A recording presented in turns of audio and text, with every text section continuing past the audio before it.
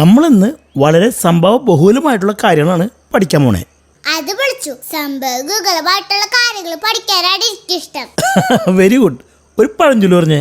പഴഞ്ചൊല്ല് എനിക്കിഷ്ടാണ്, പറയട്ടെ. പയ്യെ തിന്നാൽ പഴവും തിന്നാം. അതങ്ങനല്ല, പയ്യെ തിന്ന പനയും തിന്നാന്നാണ്. അതെങ്ങനെ ശരിയാവും? പയ്യെ തിന്നിട്ട് ആരെങ്കിലും പന തിന്നിട്ടുണ്ടാ?